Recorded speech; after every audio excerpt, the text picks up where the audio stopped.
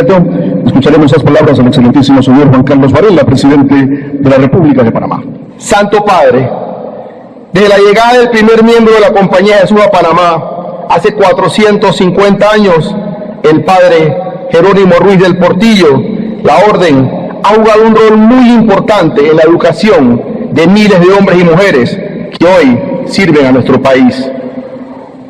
Fue la formación que recibí de sacerdotes jesuitas en el Colegio Javier la que me permitió estar aquí con usted. Hola hermanos, que tengan un tremendo y mega saludazo con doble Z. Saludazo de Cusatón Aritmon. Bienvenidos a un nuevo video. Oramos hoy a nuestro Padre amado, Padre Santo, en nombre de Jesús, que nuestro Señor Jesucristo venga y habite entre nosotros. Él es nuestro Salvador y nosotros lo deseamos. En el nombre de Jesús, amén. Tal vez este no sea un video que traiga buenas noticias, mientras vemos en la JMJ Panamá 2019 al presidente Juan Varela reconocer que gracias a su educación jesuita ha logrado ser presidente. ¡Wow! Realmente no es algo liviano de decir, porque podemos confirmar con nuestros propios ojos lo que presidentes de Estados Unidos constantemente advertían sobre la orden jesuita, que era una orden cuyo objetivo era, en esa época y al parecer sigue siendo aún, la dominación total del mundo, con el Papa de Roma a la cabeza como gobernante único mundial, y así poder conseguir finalmente la imposición de las doctrinas católicas en el mundo entero.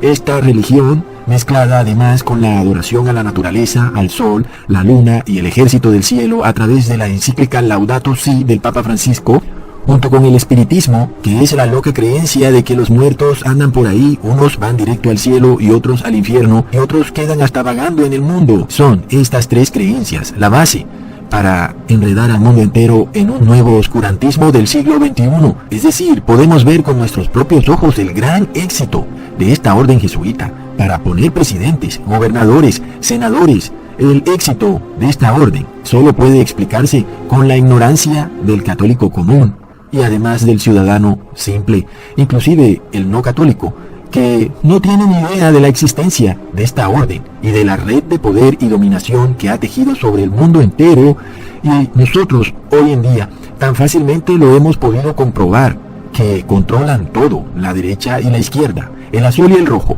el comunista y al capitalista, al demócrata y al republicano, al evangélico y al islámico.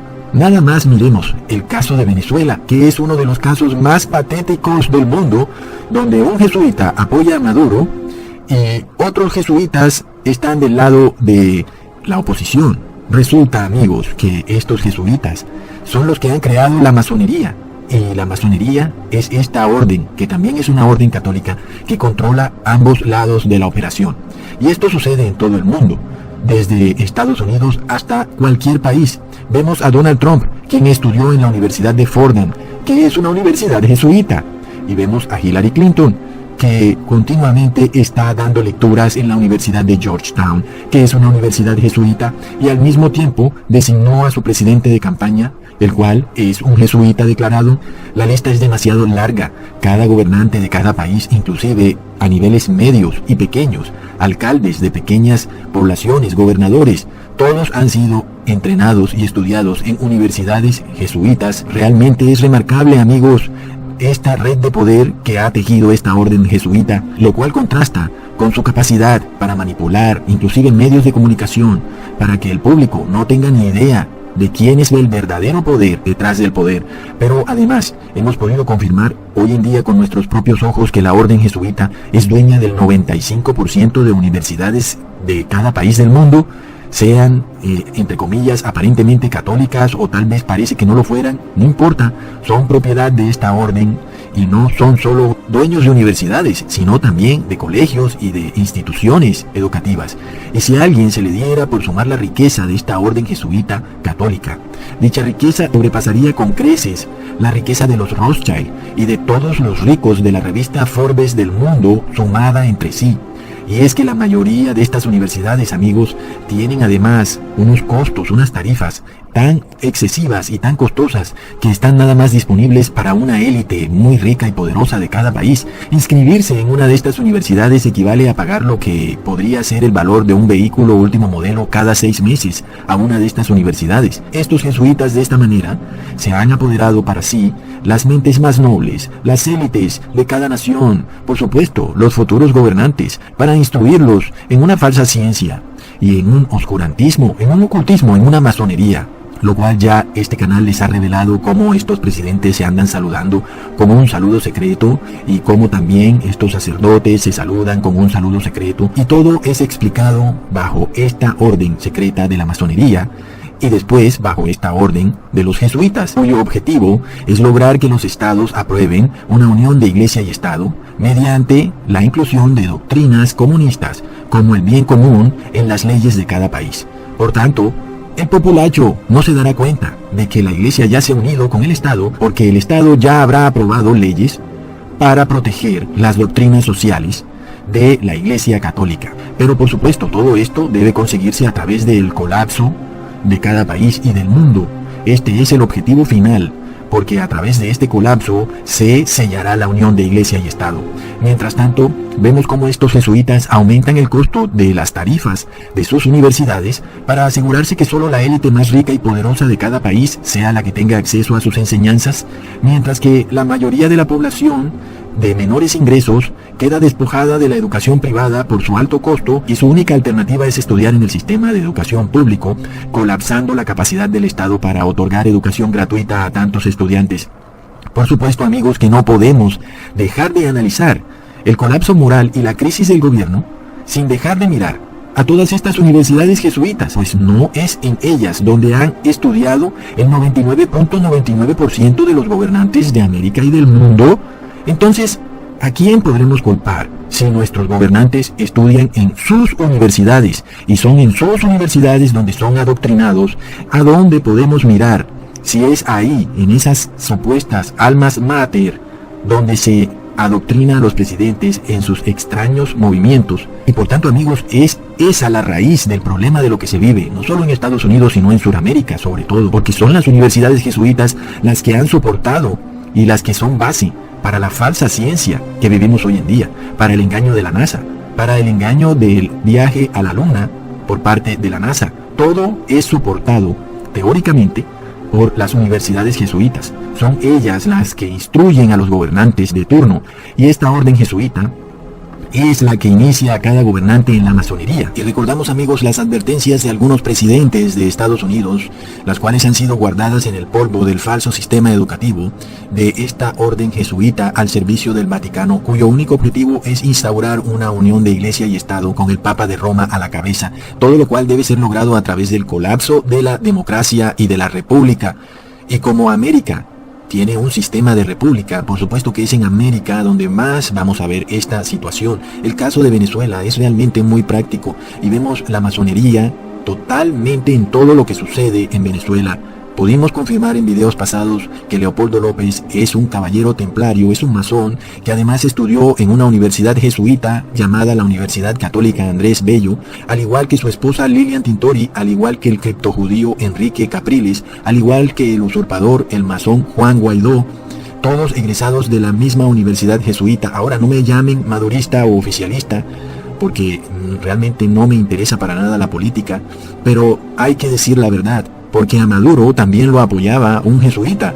Entonces, ¿de qué se trata todo esto, amigos? ¿Acaso es el mundo estúpido? ¿Nadie puede entender qué es lo que sucede? Ya les he explicado los 3 pilares de la masonería para hacer colapsar toda sociedad. El colapso del sistema monetario, ya lo vimos perfectamente en Venezuela, se cumplió al pie de la letra y sigue el mundo entero. Segundo, la desmoralización de la sociedad a través de la música y la televisión, también lo estamos viendo perfectamente en todo el mundo. Y tercero, la degeneración del sistema de gobierno a través de la corrupción generalizada de los gobernantes, lo estamos viendo perfectamente en toda América. Todos los gobernantes de América han caído en una corrupción degenerada y todos han estudiado en universidades jesuitas. ¿Qué es lo que está pasando? Porque si ellos han hecho sus posgrados, sus MBA, sus magísters en estas universidades, y finalmente estos gobernantes terminan en una corrupción generalizada y descarada y han sido instruidos en universidades jesuitas, todos han pasado por universidades jesuitas, pues ¿no es apenas lógico que culpemos al sistema educativo de esta poderosa orden del colapso generalizado de la sociedad, la orden jesuita? Porque sabemos que Fidel Castro fue adoctrinado por un sacerdote jesuita. Es decir, la lista es interminable, amigos. Este video demoraría 3 horas. Todos los gobernantes, inclusive los más pintorescos, por ejemplo como Fidel Castro, todos han sido adoctrinados por jesuitas. También la élite rica y noble de cada país. Y peor aún, amigos, son los jesuitas los que han creado la masonería, y es desde la masonería que se gobierna, no desde el Congreso o la Cámara Legislativa de cada país. Pero la pregunta es, amigos, ¿por qué nuestros gobernantes han caído en esta confusión, en esta corrupción, buscando además la ganancia mala vida, la riqueza en esta tierra, el poder mundano, creyendo que pueden arrepentirse cada domingo mientras se quedan con el botín? Entendamos algo, amigos, una de las doctrinas que más está constantemente enseñando la Iglesia Católica es la doctrina del buen ladrón. Es increíble, pero tú no es sino que pongas el buen ladrón en Google e inmediatamente te van a salir páginas católicas enseñando la doctrina del buen ladrón. Es posible que nuestros gobernantes sean instruidos en universidades jesuitas sobre la doctrina del buen ladrón, y es por eso que ellos pues tengan a bien apoderarse de un pedazo del erario público. Pues el buen ladrón se arrepintió justo ahí, en el último momento.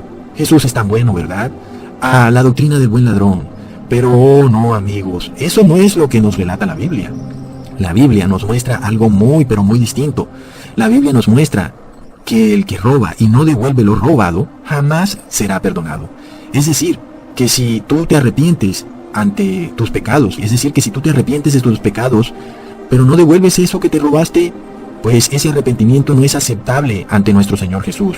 Porque el que se roba una bicicleta y se arrepiente de haberla robado, pero se queda con ella, en realidad no se ha arrepentido. Es como obvio, ¿verdad? Sí, amigos, a ti también te han adoctrinado, y a los gobernantes de este mundo también los han adoctrinado, y es por eso que es tan malo que se una la Iglesia y el Estado, porque de repente un gobernante puede pensar que todo es posible, inclusive Dios es tan bueno, ¿verdad? Pero no es así, porque dijo Jesús: hay del que obtiene ganancias ilícitas para su casa, para poner en alto sonido, para librarse de la mano de la calamidad. Habacuc 2:9. La gran crisis de la corrupción en los gobernantes de cada país y de cada ciudad de América solo puede ser explicada porque son adoctrinados en universidades jesuitas católicas en la doctrina del buen ladrón, y ellos creen que pueden arrepentirse y quedarse con el dinero que se robaron. Y lamentablemente, amigos, Ecosatón les va a dar una revelación demasiado increíble, demasiado irrefutable, en el cual, amigos, van a darse cuenta de la verdad. Y si algún gobernante me escucha, debo desde ya decirle que la respuesta es un rotundo no. Jesús jamás aceptará el arrepentimiento inmundo. Es decir, aquel que se roba algo y no lo devuelve, jamás se habrá arrepentido. Porque recordemos a Zaqueo, ese cobrador de impuestos que cobraba impuestos de más a su pueblo. Algo que está sucediendo hoy en día en todo el mundo. Vemos cómo al pueblo se le cobra impuestos de más a través de la inflación, o vemos cómo el gobernante además se roba los impuestos también directamente o indirectamente. Todo esto, amigos, se centra en la figura de aquel cobrador de impuestos llamado Zaqueo. Y habiendo entrado Jesús en Jericó, pasaba por la ciudad, y un hombre llamado Zaqueo, que era jefe de los recaudadores de impuestos y era rico, trataba de ver quién era ese Jesús, pero no podía a causa de la multitud.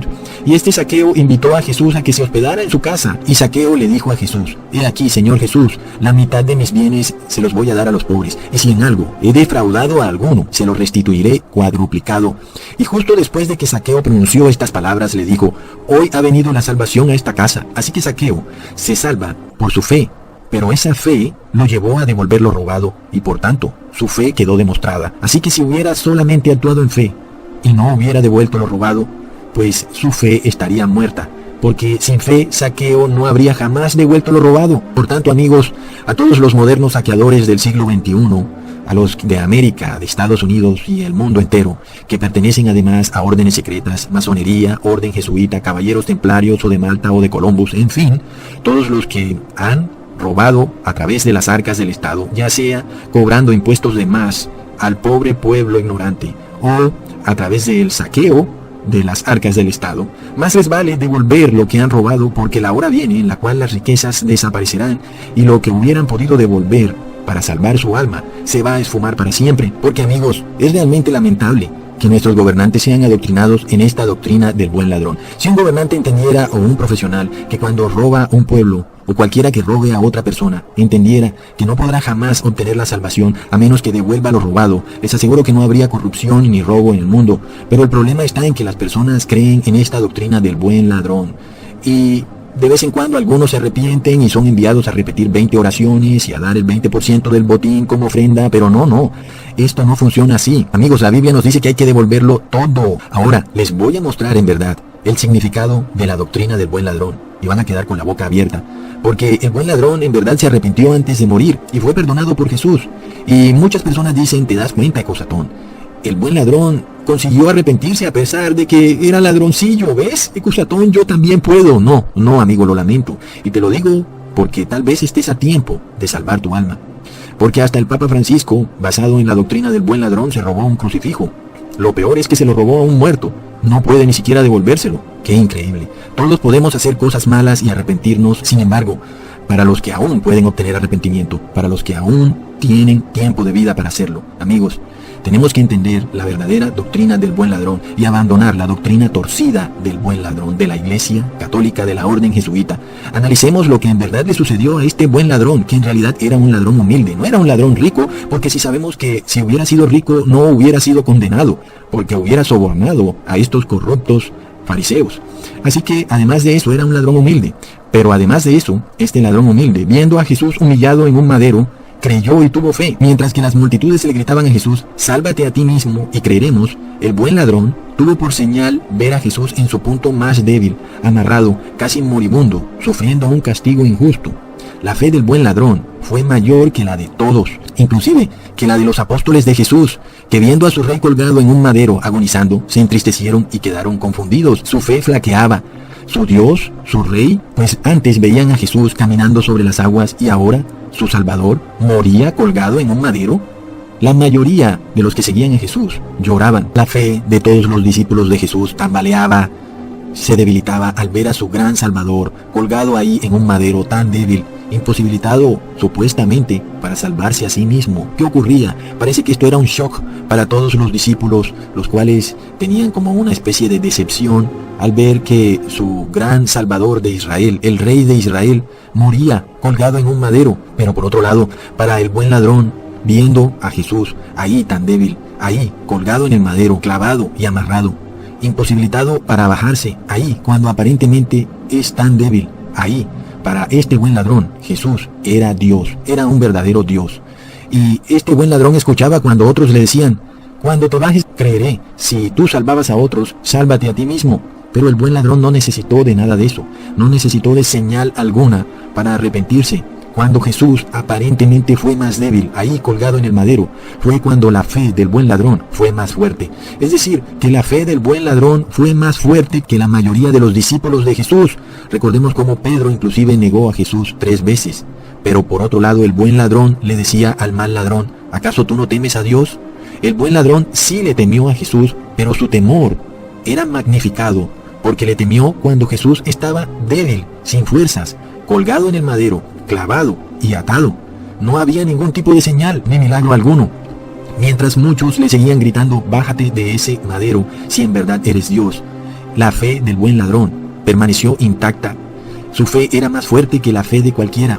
El ladrón fue justificado porque Jesús, en su poder, como Dios, entendió que si el ladrón hubiera podido bajarse de ese madero, hubiera ido y devuelto todo lo que se había robado. Al ver Jesús tremenda fe, esta poderosa fe del ladrón, pronunció sus palabras, en verdad te digo, hoy estarás conmigo en el paraíso. Porque amigos, muchos escuchan que Jesús vendrá pronto, que su venida está cercana. Sin embargo, van 2000 años y Jesús nada que llega. Así que, en parte, podríamos decir que Jesús está débil. Nadie puede verlo. ¿Dónde está Jesús? No hay señal, no hay milagro. No lo vemos caminando sobre las aguas. No lo vemos salvando enfermos. Es como si aún estuviera amarrado en ese madero. Por tanto, el temor de muchos ha desaparecido. Mientras tanto, nuestros gobernantes han sido instruidos en la doctrina del buen ladrón. ¡Qué gran contradicción! Pero ahora esto se hace claro, porque el buen ladrón tuvo temor de Jesús cuando aparentemente Jesús era más débil, cuando aparentemente no podía bajarse de ese madero. Pero el buen ladrón tuvo temor de Dios. Sin embargo, nuestros gobernantes no tienen temor de Dios, porque lo ven débil. Entonces podemos entender ahora qué ladrón son el buen ladrón o el mal ladrón, porque el mal ladrón le dijo a Jesús: si en verdad eres el Salvador, sálvate a ti mismo y luego sálvanos a nosotros. Es decir, el mal ladrón quería ver una señal del poder de Jesús. El buen ladrón no necesitó ver señal, al contrario, ahí, cuando más débil parecía nuestro Salvador, fue cuando más creyó. Y es lo que sucede hoy en el mundo. No vemos el poder de Jesús por ningún lado. No lo vemos con esa capacidad de sacar ladrones del templo. No lo vemos con esa capacidad de sanar enfermos. No lo vemos con nuestros propios ojos. Aparentemente nuestro Señor Jesús en estos momentos es débil. No hay señal. Así que podemos entender ahora quién es el buen ladrón y el mal ladrón. El mal ladrón es el que está esperando una señal para arrepentirse. El buen ladrón no necesita señal, así que el buen ladrón es el que desde ya se arrepiente y devuelve todo lo que se ha robado. El mal ladrón está esperando una señal, y la señal no le será dada, amigos. Por tanto, queda probado que aquellos que se escudan en la doctrina del buen ladrón son en realidad el mal ladrón. Pobres de los que orgullosamente se consideran el buen ladrón, son soberbios y locos pensando que en la última hora se podrán arrepentir porque estaban esperando una señal. ¿Pero qué creen? Resulta que la Universidad Jesuita Georgetown fue adquirida con la venta de 272 esclavos. Sus familiares luego hicieron el reclamo a la universidad y la universidad ha expiado sus pecados estableciendo una placa conmemorativa y otorgando facilidades a los familiares para que puedan estudiar ellos y sus descendientes. No, así no funciona.